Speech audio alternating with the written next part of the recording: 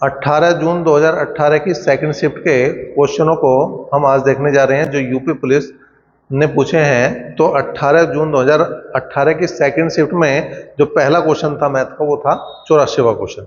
तो 84वां क्वेश्चन ही हमारा पहला क्वेश्चन होगा। क्वेश्चन क्या है, निम्नलिखित विकल्पों में से कौन सी संख्या वर्ग संख्या नहीं है। तो देखिए ऐसा क्वेश्चन जो है तुम्हारा पहली शिफ्ट में भी आया और ऐसा क्वेश्चन इन्होंने दूसरी शिफ्ट में भी दे दिया। तो पहली शिफ्ट का पेपर जिन बच्चों ने देख लिया उनको बिल्कुल पता है कि ये क्वेश्चन किस तरह से होना, और जिन्होंने पहली शिफ्ट का नहीं देखा है उन्हें अब पता लग जाएगा कि ये जो क्वेश्चन किस तरह से होने जा रहा है। देखिए हमने वहां पे भी एक बात करी थी कि जिस संख्या का अंतिम अंक 2, 3, 7 या 8 है वो संख्या किसी का पूर्ण वर्ग नहीं होती, वो संख्या किसी का पूर्ण वर्ग नहीं होती। लेकिन यहां पर ना तो 2 है किसी संख्या में, ना 3 है, ना 7 है, ना 8 है, मतलब ये बात तो फेल है। इसके बाद हमने बात करी थी कि अगर संख्या का लास्ट का अंक 5 है तो उस संख्या के लास्ट के 2 अंक 25 होंगे। तो यहां पर देखो यहां भी 25 बनना लास्ट के 2 अंकों से, यहां पे 25 बनना, यहां पे 25 बनना, यहां पर 25 बनना। इसका मतलब यहां से भी बात जो है वो क्लियर नहीं हो रही। अब आगे बढ़े तो जो पहले इसके अलावा इन 2 अंकों के अलावा जो भी संख्या बच रही, चाहे वो 2 अंकों की बच रही, चाहे वो 1 अंक की बच रही, चाहे वो 3 अंक की बच रही, वो जो है 2 लगातार संख्याओं के गुणनफल से बननी चाहिए। जैसा अगर मैं 56 की बात करूं, 56 की बात करूं तो 7 8 56 हो, 7 और 8 जो है वो लगातार संख्याएं हैं। अगर मैं 72 की बात करूं तो 8 नीम 72 हो, 8 और 9 जो है वो लगातार संख्याएं हैं। अगर मैं 90 की बात करूं तो 9 ढाई 90 हो, 9 और 10 जो है वो लगातार संख्याएं हैं। लेकिन 36 के ऐसे टुकड़े मैं नहीं कर पाऊंगा, ऐसे टुकड़े नहीं कर पाऊंगा जो लगातार संख्या होगी। भाई 6 6 36 हो, लेकिन 6 और 6 तो एक ही संख्या है, तो 6 का वर्ग हो गया। तो इसका मतलब ऐसी कौन सी संख्या है जो पूर्ण वर्ग नहीं है, वह है 3625। अब देखेंगे अगला क्वेश्चन, क्वेश्चन नंबर जो है 85वां क्वेश्चन क्या है भाई, निम्नलिखित समीकरण का हल निकालने हेतु सर्वाधिक उचित विकल्प को चुनना है। सर्वाधिक जो उचित विकल्प है उसको चुनना है। 80 को भाग करना 5 से, गुणा 26 - 6 भाग 3 और भाग 12 करना। अब देखो यहां पे क्या है, पहले काम होगा भाग का, पहला काम होगा भाग का। तो 80 को 5 से भाग करेंगे 16 पंजे 80, 80 को 5 से भाग करेंगे 16 पंजे 80। यहां पर भी पहले भाग का काम होगा, यहां ही गलती होगी। बच्चा क्या करता है, बच्चा करता है 26 में से 6 घटा होगा, 26 में से 6 घटा होगा 20 आओगा और 20 को 3 से भाग करेगा, ठीक है। और यहाँ इंटू में 1/12 लिखा, बाकी सब सही चलेगा, लेकिन यहाँ गड़बड़ हो जाएगी। तो इस गड़बड़ से बचने के लिए क्या है, पहले 3 से 6 को भाग करना, 2 आया और 26 में से 2 गए तो कितना बचा 24, और गुणा 1/12। तो 12 दूनी 24 और 16 दूनी हो गए 32। इसका मतलब इसका जो सही जवाब है वो 32 है, और 32 इसका सही उत्तर हुआ। कौन सा ऑप्शन है, जो डी ऑप्शन में।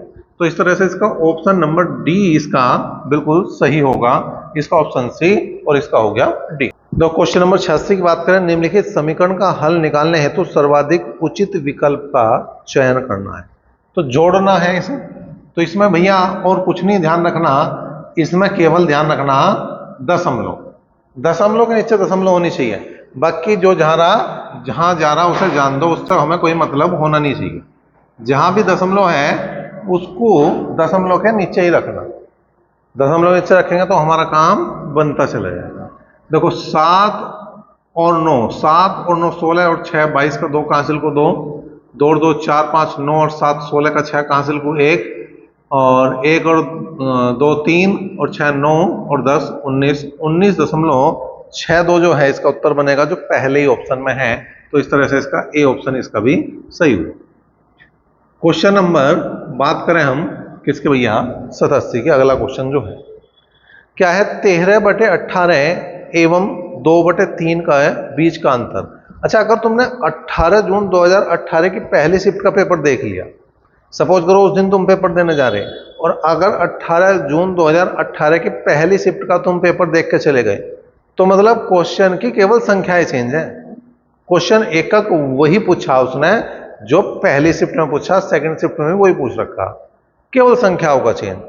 तो बहुत आसान काम हो गया उनका, जिनका सेकंड शिफ्ट में पेपर था उनके लिए काम आसान हो गया हो कि भाई उन्हें एक आइडिया मिल जावे कि पेपर इस टाइप का आ रहा, ठीक है ना। तो यहाँ पे एक भी क्वेश्चन ऐसा नहीं मिलने का जो पहली शिफ्ट से अदर जा रहा हो। संख्याओं का अंतर है, केवल संख्याओं का अंतर है। तो 13/18 है और 2/3 का हमें डिफरेंस लेना, तो 18 इसका क्या आ जाएगा, एलसीएम आ जाएगा, लघुत्तम आ जाएगा।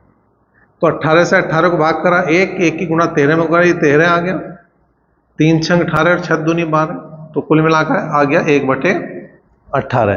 तो इन दोनों संख्याओं का जो अंतर आया वो 1/18 है, जो आपके बी ऑप्शन। क्वेश्चन नंबर 88 की बात करें, 42, 60 और 72 का महत्तम समापवर्तक मतलब एचसीएफ क्या है, ये बताना है। 42, 60 और 72 का एचसीएफ बताना, ठीक है जी। तो देख लेंगे भाई एचसीएफ क्या है, अंतर विधि लगा देंगे हम। अंतर विधि लगाई, इन दोनों का अंतर आया हमारे। अच्छा, इन दोनों का ही अंतर क्यों लिया हमने, दूसरे का किसी और संख्याओं का अंतर क्यों नहीं लिया, क्योंकि हमें जो अंतर देखना वो कम से कम अंतर कहाँ का। भाई अगर मैं इन दोनों का अंतर देखूं तो 18, इन दोनों का अंतर आ रहा 12, तो 18 ज्यादा है 12, तो इसका मतलब 18 ज्यादा है, तो हमें 18 छोड़ना है, हमें कम की तरफ जाना, 12 की तरफ जाना। अगर मैं इन दोनों का अंतर देखूं तो 30 आ गया, अभी भी योग सबसे कम है, तो 12 सबसे कम है, इसलिए हम इस 12 को ले रहे हैं। ऐसा नहीं कि हमारी मर्जी है, जो सबसे कम अंतर होगा उसे ले जाए। अब 12 से काट के देख लो, देखो 12 से 42 नहीं कटता, लेकिन 12 से 60 कट गया और 12 से 72 कट गया, 12 पंजे 60 और 12 6 72। मतलब अगर 60 और 72 ही होते, समझने की कोशिश करो कि अगर 60 और 72 ही क्वेश्चन में होते और उनका एचसीएफ निकालना होता तो हमारा उत्तर 12 ही आ गया था। लेकिन 12 नहीं बनना। अब क्यों नहीं बनना, क्योंकि 42 को 12 नहीं काट पा रहा, तो इसके टुकड़े कर दो आगे, 2 से भाग करा तो कितना आया 6, तो 6 सते 42, 6 सते 42, 6 ने 42 को काट दिया, इसका मतलब इन सब का जो एचसीएफ बनेगा वो कितना बनेगा, वो 6 बने, वो कितना बनेगा 6 बने, ठीक है। या फिर हमने जैसे 2018 की फर्स्ट शिफ्ट में करके दिखाया था, भाग विधि भी लगा सको, ऐसे भी कर सको इसे कि भैया इसे 60 से भाग कर हमने 72 को, तो एक बार माननी चली 12 आया, और यहाँ पर 60 को 12 से भाग करा, 12 पंजे 60 पूरा कट गया। इसका मतलब इन दोनों संख्याओं का 60 और 72 का तो एचसीएफ आ गया 12। अब हम क्या करेंगे, 12 से भाग देंगे 42 को, तो 12 तिया 36, 6 बचे। अब 6 से भाग दिया जाएगा 12 को, 6 दूनी 12, इसका मतलब सबका एचसीएफ जो है वो कितना आ गया, वो 6 आ गया। अगले क्वेश्चन की बात करें भाई, क्या है। अच्छा, 2018 में एक क्वेश्चन एचसीएफ का पूछा, तो एक एलसीएम का पूछा, यूई का पीछे है, इसने भी एक क्वेश्चन यहाँ पे एचसीएफ का, तो अगला क्वेश्चन एलसीएम का ही है। 25, 30 और 60, 25, 30 और 60 का इस बार लेना एलसीएम लेसे लेना, 25, 30 और 60 का लेसे लेना। तो यहाँ पे ये देखो कि क्या कोई संख्या किसी दूसरी संख्या को काट रही, हाँ काट रही है, 30 दूनी 60, इसका मतलब इस क्वेश्चन में 30 हो या ना हो कोई अंतर नहीं पड़ने वाला। जो एलसीएम 25 और 60 का होगा, जो एलसीएम 25 और 60 का होगा वही एलसीएम 25, 30 और 60 का। इसका मतलब मुझे 25 और 60 का एलसीएम लेना, ठीक है, 25 और 60 का मुझे एलसीएम लेना। या तो मैं बड़ी संख्या को पकड़ूंगा 60 को, 25 से 60 नहीं कटता, तो 60 दूनी 120, 120 भी कहीं 25 के पहाड़े में नहीं आता, तो आगे बढ़ो, 60 थे 180, 180 भी कहीं नहीं आता 25 के पहाड़े में, 60 चौका 240 भी कहीं नहीं आता, लेकिन 60 पंजे 300, तो 25 ही कम 25, 5 बचे और 25 दूनी 50, पूरा कट गया। इसका मतलब इसका जो एलसीएम आया वो कितना आ गया, वो 300 आ गया। एक तरीका तो यह है। अब दूसरा तरीका क्या है, दूसरा तरीका यह है कि भाई 30 की तो हमें कोई जरूरत ही नहीं, 25 को लेंगे और 60 को लेंगे, हम लेंगे 25 को लेंगे और 60 को लेंगे, 5 से भाग करा, 5 पंजे 25 और 12 पंजे 60, ठीक है जी। बस आगे कुछ कटने वाला है नहीं, गुणाई करनी, 12 पंजे 60 और 60 पंजे 300, 12 पंजे 60 और 60 पंजे 300, तो जो एलसीएम आओगा अभी भी क्या होगा, 300 होगा। तो जो भी तरीका तुम्हें अच्छा लगे उससे कर सको तुम। मैंने एलसीएम के भी 2 तरीके बताए और मैंने तुम्हें एचसीएफ के भी 2 ही तरीके बताए। क्वेश्चन नंबर 90 की बात करें, क्या है, यदि 121 चॉकलेट को 7:4 के अनुपात में बांटा जाता तो चॉकलेट का छोटा भाग क्या हो। देखो 2018 में जो 18 जून की फर्स्ट शिफ्ट में पेपर हुआ तो वहां भी छोटा ही भाग पूछा था, तो यहां भी इसने इतनी जरूरत नहीं करी कि बड़ा भाग पूछ ले। सेकंड शिफ्ट में आया तो छोटा ही भाग पूछा, ठीक है ना। तो यहां पर देखो क्या है, अनुपात है 7:4 और यहां पे 121 टोटल है, तो 7 4 11 बराबर 121 के 4 बराबर हो जाएगा छोटा भाग, 4 बराबर हो जाएगा छोटा भाग। तो 11 से हमने भाग करा है, 11 बार कटा 121 और छोटा भाग जो आ गया वो 44 आ गया, छोटा भाग जो आ गया वो 44 आ गया। यही उत्तर आ गया इसका। अब आया क्वेश्चन नंबर 91, और आसान क्वेश्चन है, और आसान क्वेश्चन है। क्या है, 525 का 28% बताना है। 525 का 28% बताना है। तो 525 का मतलब होता है गुणा, का मतलब होता है गुणा, और 28% का मतलब परसेंटेज हटाना, तो बटे में 16, बटे में 16। अब हम क्या करेंगे भाई, 25 से काट देंगे, 25 दूनी 50 और 25 से कम 25 और 25 चौका 100, 4 7 28, 7 से कम 7 और 7 दूनी 14, तो कुल मिलाकर 147 जो है वो इसका जवाब आ जाएगा। जब इतना ही छोटा क्वेश्चन है तो एक और ले लो, एक और क्वेश्चन लेंगे यहां जो है क्वेश्चन नंबर 92। 65 का 220% निकालना। 65 का 220% निकालना। तो 65 का मतलब गुणा 220, परसेंटेज हटाना बटे में 100 लगाना, परसेंटेज हटाना बटे में 100 लगाना, 0 से 0 गई भाई, 5 से कट्टा 13 बार कटा, 5 से कट्टा 2 बार कटा, 2 से कट्टा 11 बार कटा, तो 13 की गुणा 11 में करेंगे 143 आ जाएगा। 13 की गुणा 11 में करेंगे 143 आ जाएगा, जो इसका उत्तर है। तो इस तरह से 143 जो सी ऑप्शन में है, 92वें क्वेश्चन का सी ऑप्शन से। क्वेश्चन नंबर 93 की बात करें भाई, क्या है, किसी वस्तु को 693 रुपए में बेचकर स्मृति को 26% का लाभ होता है। स्मृति ने कितने रुपए में उस वस्तु को खरीदा। कितने रुपए में उस वस्तु को खरीदा मतलब क्रय मूल्य की बात कर रहा हूं। 26% का लाभ है, इसका मतलब 126%। लाभ होगा तो 100 में जोड़ के चलेंगे, लाभ होगा तो 100 में जोड़ के चलेंगे और हानि होगी तो 100 में से घटा के चलेंगे। तो 126% बराबर 693 के हैं और हमें खरीद मूल्य चाहिए, इसका मतलब 100% बराबर जो है वो क्रय मूल्य का होगा। 100% बराबर इसका क्रय मूल्य होगा। 9 7 63, 6 बचे 9 7 63, 9 से काटा 9 एकम 9, 3 बच गए, 9 चौक 36, 7 से काटा 11 बार कटा, 7 से काटा 2 बार कटा, 2 से काटा 50 बार कटा, इसका मतलब क्रय मूल्य। इसका मतलब क्रय मूल्य की अगर मैं बात करूं तो 50 की गुणा 11 में करूंगा, 11 पंजे 55, 550 रुपए इसका क्या होगा, क्रय मूल्य होगा। 550 रुपए इसका क्या होगा, क्रय मूल्य होगा। 94वां क्वेश्चन देखो क्या है, 14% की छूट मतलब डिस्काउंट, और डिस्काउंट जो होगा वो माइनस होगा। छूट पर एक खिलौने की बिक्री 215 रुपए में की गई है। खिलौने का अंकित मूल्य मतलब एमआरपी चाहिए, तो 14% घटा दो तो कितना बचेगा भैया, 86%। 86% बराबर 215 के हैं, 86% बराबर 215 के हैं और 100% बराबर एमआरपी के होगा। 100% बराबर एमआरपी का होगा यहाँ, ठीक है। तो यहाँ पे अब यहाँ देख लो भाई किससे कट सकता है, यो कट जाएगा किससे, 2 से। 2 चौक 8, 2 तिया 6, 2 से काटा 50 बार कटा, ठीक है। और 43 पंजे 215 हो गए, 43 पंजे 215 हुए, 43 पंजे 215 हुए। तो अब यहाँ पे एमआरपी अगर निकालनी तो 50 पंजे 250 हो गए, 50 पंजे 250। इसका मतलब जो उसका अंकित मूल्य है वो 250 रुपये है और जो उसका बिक्री मूल्य है वो 215 रुपये। क्वेश्चन नंबर 95 की बात करें, 4% प्रति वर्ष के साधारण ब्याज पर 5 वर्ष हेतु 3750 रुपये का निवेश करने पर ब्याज क्या प्राप्त होगा। हमें साधारण ब्याज चाहिए, हमें साधारण ब्याज चाहिए। साधारण ब्याज क्या हुआ है, मूलधन गुणा दर गुणा समय बटे 100। साधारण ब्याज क्या हुआ है, मूलधन गुणा दर गुणा समय बटे 100। तो मूलधन है 3750, मूलधन है 3750, दर है 4% और समय 5 साल है और बटे हो गया भैया 100, बटे हो गया 100। ठीक है, मूलधन गुना दर गुना समय बटे 100। तो मूलधन 3750, दर 4%, समय 5 साल, 5 चौक 20 और 20 पंजे हो गया 100।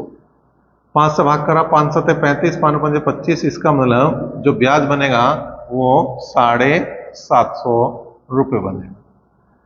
अच्छा, इससे पहले पेपर में मतलब जो फर्स्ट शिफ्ट का पेपर था उसमें साधारण ब्याज का क्वेश्चन, चक्रवृद्धि ब्याज का क्वेश्चन आया, तो ये भी पीछे नहीं है। साधारण ब्याज का हमने करा, अब चक्रवृद्धि ब्याज कर लो। और वहां पे भी 10% थी दर और यहाँ पे भी 10% है। वहां पर भी समय 2 साल था और यहाँ पे भी समय 2 साल। 10% वार्षिक चक्रवृद्धि ब्याज पर 2 वर्ष के लिए 2100 रुपए के निवेश पर प्राप्त की जाने वाली ब्याज की राशि बतानी है। तो रट लो ये दो।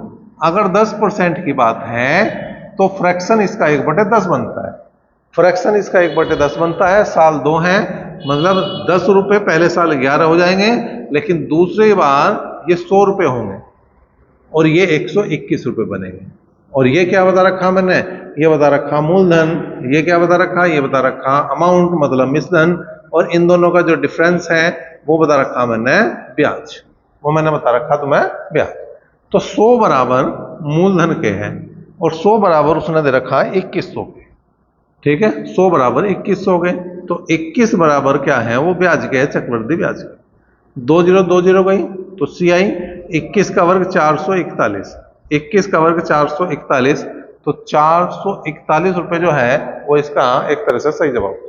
क्वेश्चन नंबर 97 की बात करें, क्या है, मिताली और जूलन ने क्रमशः 336 रुपए और 231 रुपए एक कारोबार में निवेश किए, परंतु मिताली ने कुछ माह बाद पैसे वापस निकाल लिए। मतलब मिताली कुछ महीने तक ही उसमें रही। 12 महीने के समापन पर मिताली और जूलन द्वारा आपस में बांटे गए लाभ का अनुपात 2:3 होने पर मिताली ने कितने महीने बाद अपना पैसा निकाला था, ये हमें याद करना। तो मिताली ने लगाए 336 रुपए, मिताली ने लगाए 336 रुपए, वहीं 231 रुपए लगाए जूलन ने। मिताली ने कितने महीने के लिए लगाए ये पता नहीं, हमने मान लिया m महीने के लिए लगाए, लेकिन जूलन ने जो लगाए वो 12 महीने के लिए पैसा लगाया, 12 महीने के लिए पैसा लगाया। ये जो अनुपात आया वो 2:3 का अनुपात आया।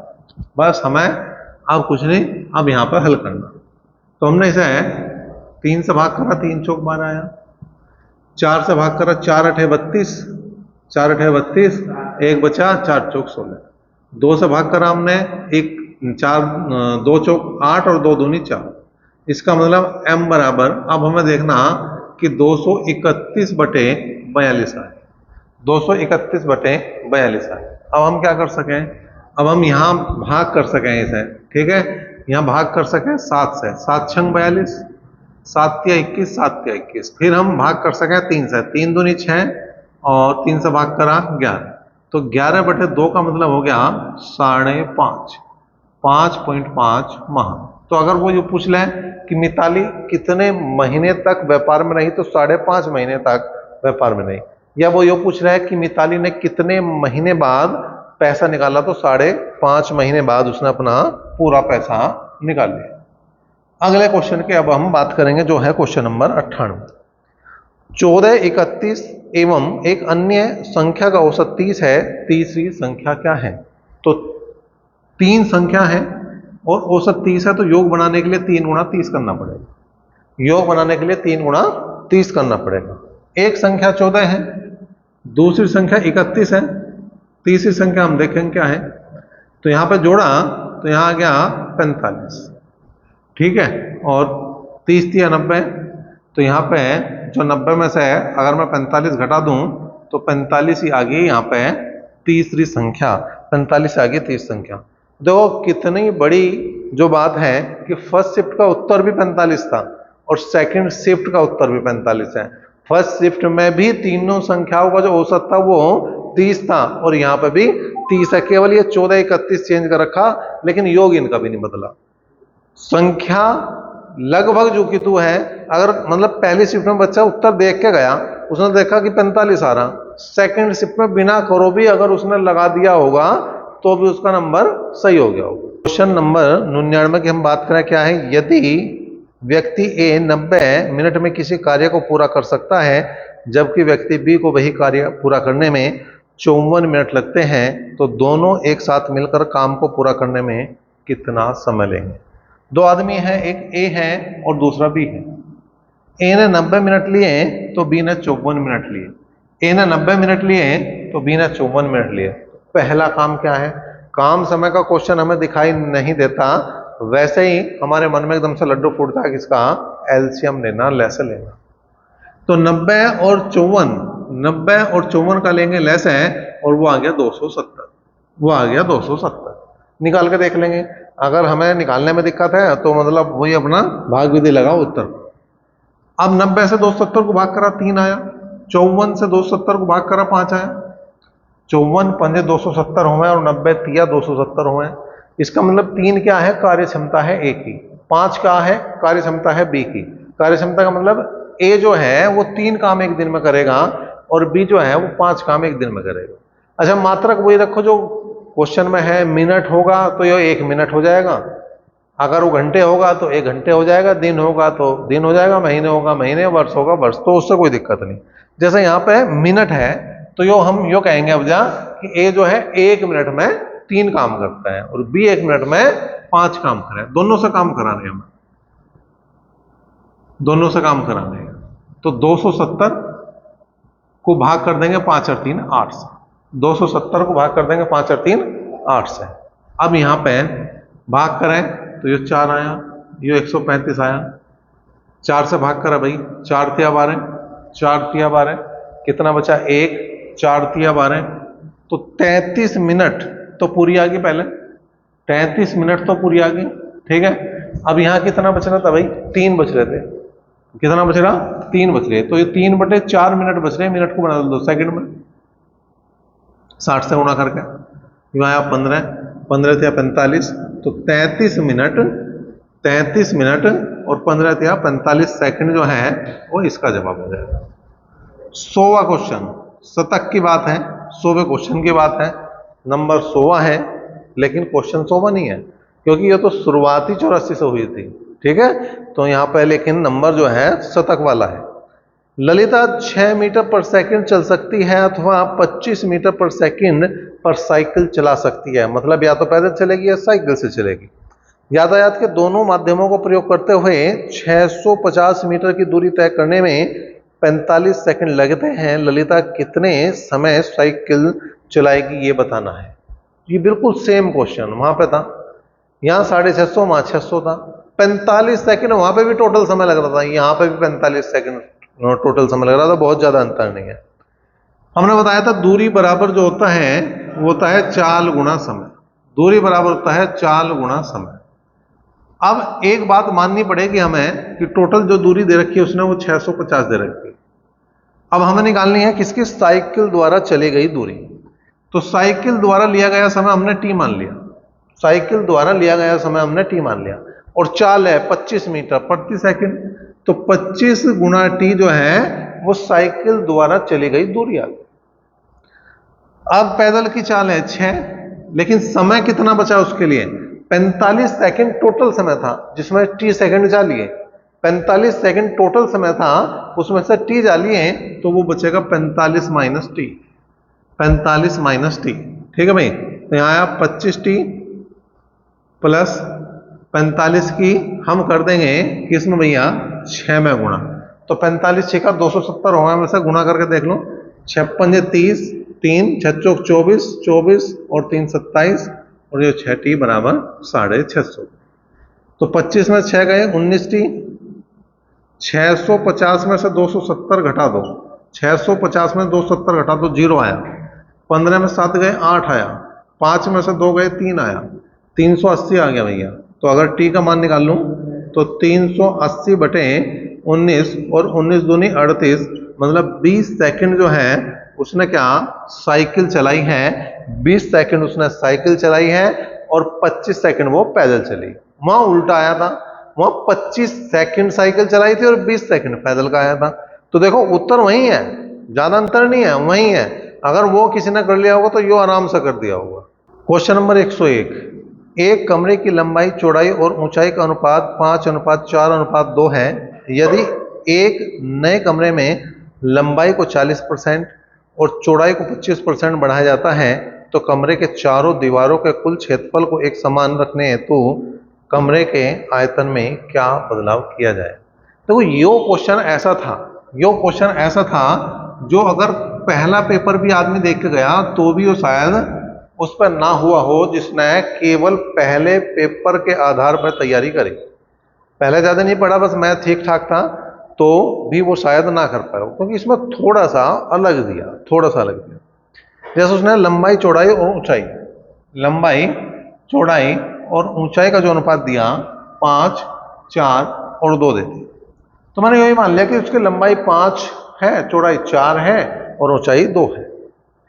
तो चारों दीवारों का क्षेत्रफल देखो जी, चारों दीवारों का क्षेत्रफल वो हो गया 2 इंटू लंबाई प्लस चौड़ाई और गुणा ऊंचाई। तो 5, 4, 9, 9 दूनी 18 दूनी 36 वर्ग इकाई जो है इसका चारों दीवारों का क्षेत्रफल आ गया। अब इसके आयतन की बात करी तो आयतन भी निकाल दो। LBH हो गया, लंबाई गुणा चौड़ाई गुणा ऊंचाई हो गया, तो 5 गुणा 4 गुणा 2 आ गया। तो 5 चौक 20 दूनी 40 घन इकाई जो है इसका आयतन आ गया। ये तो शुरुआती बात थी। अब नई कंडीशन जो है, शर्त के अनुसार, कंडीशन के अनुसार क्या कंडीशन चेंज हो रही वो देखो। उसने कहा लंबाई को 40% और चौड़ाई को 25% बढ़ा देना है। लंबाई को 40% बढ़ाया तो 5 गुणा 140/100 लिख दूंगा, नहीं लिख दूंगा? 5 गुणा 140/100 लिख दूंगा, नहीं लिख दूंगा? बिल्कुल लिख दूंगा, क्योंकि 40% बढ़ाया, 100 में 40 जोड़ा, 140/100। 5 से घटा 20 बार और 20 से 140 काट दिया 7 बार। इसका मतलब जो लंबाई पहले 5 थी अब वो 7 होगी। चौड़ाई को 25% बढ़ाया तो 4 गुणा 125/100 लिख दूंगा, नहीं लिख दूंगा? बिल्कुल लिख दूंगा। क्यों? 25% बढ़ाया है, 25% बढ़ाया, इसका मतलब क्या है? 125/100 है। 4 से कट्टा 25 बार और 25 पंजे 125, मतलब ये 5 होगी। अगर हमें चारों दीवारों का क्षेत्रफल समान रखना तो इसका मतलब क्या है? इसका मतलब यह है कि उसकी ऊंचाई में कमी करनी पड़ेगी।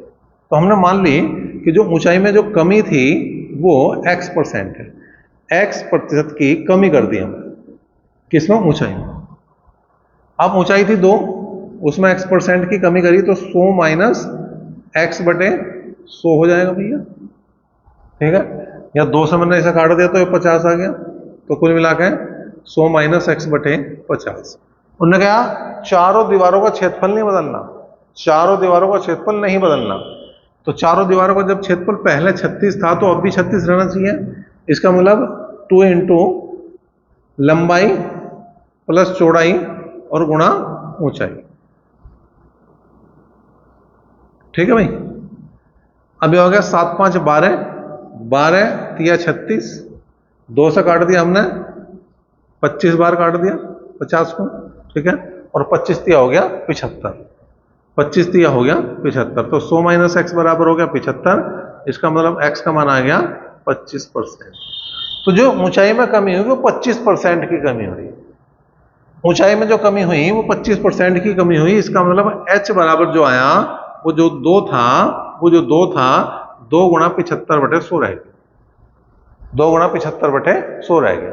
25 दिया 75 और 25 चौका 100, 2 दूनी 4, इसका मतलब 3/2 जो है क्या रहेगी? इसकी ऊंचाई रहेगी। अब नया आयतन देखो, लंबाई गुणा चौड़ाई गुणा ऊंचाई। लंबाई 7 लगेगी ना कि 5, क्योंकि हम नए की बात कर रहे हैं, पुराना तो हमने निकाल रखा। चौड़ाई 5 लगेगी ना कि 4, और ऊंचाई 2 नहीं लगने की, 3/2 लगेगी, 3/2 लगेगी, ठीक है? तो कितना आया? 7 पंजे 35 या 105/2, 2 से भाग करा तो 2 पंजे 10, 2 दूनी 4 और 2 पंजे 10, 52.50 आ गया। पहले कितना था? घन इकाई, पहले कितना था? 40, पहले कितना था? 40, अब कितना हो गया? 52.50। कितना बढ़ रहा, 12.50 घन इकाई जो बढ़ रहा है।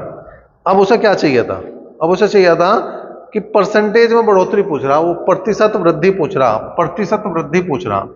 तो प्रतिशत वृद्धि देख लो भाई, 12.50 परसेंटेज का 100 और बटे में होगा 40, बटे में होगा 40, 100 की गुणा करेंगे 1250 हो जाएगा और बटे 40, 0 0 गया, 4 से भाग करा, 4 × 12, 4 एकम 4, कितना बच गया 1, 10 हो गया, 4 दूनी 8, कितना बचे 2, 4 पंजे 20, 31.25% की वृद्धि होगी आयतन में, 31.25% की वृद्धि होगी आयतन में, जो आपके बी ऑप्शन में। तो ये वो क्वेश्चन था जिसे उसने ही करा होगा जो तैयारी करके गया, जिसने पहले से मैथ को सीखा होगा। वो उस पर नहीं हुआ होगा जो पेपर देख के चला गया, मुंह उठा गया, उसका कुछ नहीं होने का इसमें, वो तो तुक्का ही मार का होगा, तो है ना। लेकिन ये क्वेश्चन हाँ वाकई में ऐसा था जो उससे थोड़ा सा अलग था तो वैसा ही, लेकिन थोड़ा सा चेंज था। थोड़ा सा ही चेंज जो है गड़बड़ करता है, जब थोड़ा सा चेंज हुआ है ना तो मामला गड़बड़ हो जाए। क्वेश्चन नंबर 102 की बात करें, क्या है, ईयान किसी कार्य को 15 घंटों में पूरा कर सकता है, जबकि मानस उसी कार्य को पूरा करने में 21 घंटे लेता है। काम पूरा होने तक ईयान से शुरू करते हुए दोनों बारी बारी से 1 घंटा काम करते हैं। केवल अंतिम पारी के दौरान काम पूरा होने तक दोनों में से एक व्यक्ति 1 घंटे से कम अवधि हेतु काम कर सकता है। काम को पूरा करने में उन्हें कितना समय लगेगा। देखो ईयान ने जो करा वो 15 घंटे में इस काम को खत्म कर सके, और मानस जो है इसे कर सके 21 घंटे में इस काम को पूरा कर सके। तो 15 और 21 का हम लेंगे लेस, 15 और 21 का हम लेंगे लेस है, वो आ गया 105, वो आ गया 105। तो 15 7 105 हुआ है भैया, और 21 पंजे 105, 15 7 105 और 21 पंजे 105। इसका मतलब ईयान 1 घंटे में कितने काम करें, 7 काम करें, और मानस 1 घंटे में 5 काम करें। पहले घंटे में ईयान ने 7 काम करे और दूसरे घंटे में मानस ने 5 काम करे, कुल मिलाकर दोनों जुड़ के कितने हो गए, 12 काम हो गए। अब मैं 12 के हिसाब से इन कामों को पहले करूंगा। 105 को मैंने 12 से भाग दी, 105 को मैंने 12 से भाग दिया, 12 अट्ठे 96, 12 अट्ठे 96 और 12 निम्मा 108, तो ज्यादा हो जाएंगे। 12 अट्ठे 96, कितने बचे यहां पर 9, ठीक है भाई। अब ये 8 ही घंटे हो जाते अगर ये 2 घंटे ना हो गए, 1 घंटे की बात होती। ये है 2 घंटे की बात, इसका मतलब ये होगा 8 गुणा 2, 8 दूनी 16 घंटे तो हो गए पूरे। आगे बचे 9 काम, ठीक है जी, 9 काम बच रहे अभी। ईयान जो कर सकता है, ईयान जो कर सकता है वो 7 काम करेगा, इसका मतलब इसका पूरा दिन लगेगा, इसका पूरा दिन लगेगा, ठीक है।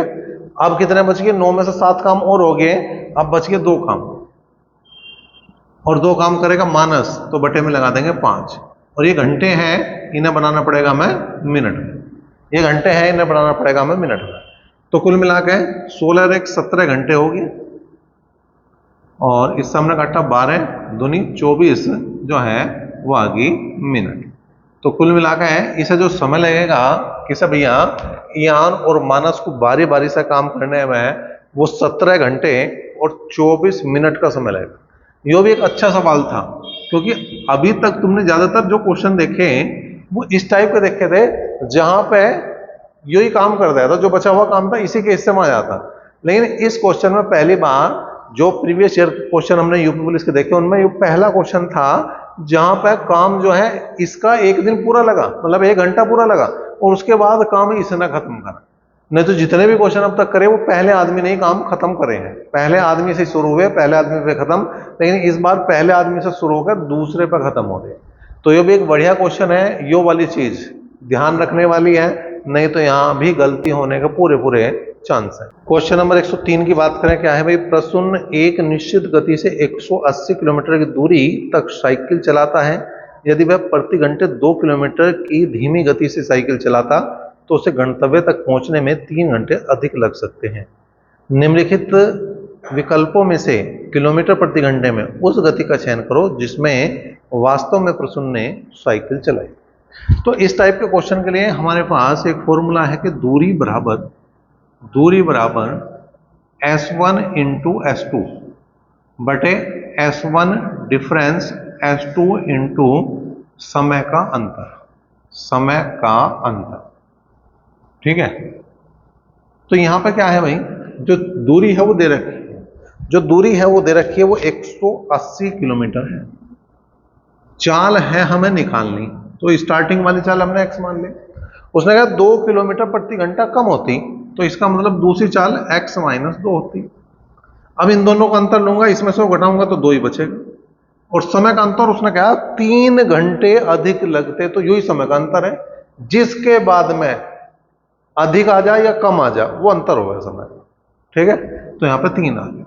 3 से हमने भाग करा, 3 से 18 60 आया, इसकी गुणा इसमें कर दी, तो 120 बराबर x इंटू एक्स माइनस 2। अब एक तरीका तो यह है कि मैं द्विघात समीकरण बनाऊं इसकी और इसे हल करूं। एक तरीका यह है कि मैं अपना दिमाग का थोड़ा सा यूज करूं, काम बन जाए कि मुझे 120 के ऐसे टुकड़े करने हैं जिनका अंतर 2 हो। 120 के ऐसे टुकड़े करने हैं जिनका अंतर 2 हो। तो अगर मैं यहां 12 लिख दूं तो 12 इंटू 12 माइनस 2, तो 12 गुणा 10 120 ही हुए, 12 गुणा 10 120 ही हुए। इसका मतलब उसकी जो वास्तविक चाल थी वो थी 12 किलोमीटर प्रति घंटा। नहीं तो दूसरा तरीका क्या है आपके पास कि आप द्विघात समीकरण बनावे, द्विघात समीकरण से 120 के वहां पर भी देखना पड़ेगा, करना ही वहां पे भी पड़ेगा कि 120 के ऐसे टुकड़े करने पड़ेंगे जिनका अंतर 2 हो, तो वहां पे भी 12 गुणा 10 ही करना पड़ेगा। इससे तो यही सोच लो, क्यों 4 लाइन और लिखूं। ठीक है, तो ये जो है इस पेपर का भी हुआ दी एंड। तो इसमें किसी भी क्वेश्चन में अगर कोई दिक्कत है तो तुम उसे कमेंट करके पूछ सको और अपने दोस्तों को इसे बिल्कुल दिखा सकते हो, मतलब इसको शेयर बिल्कुल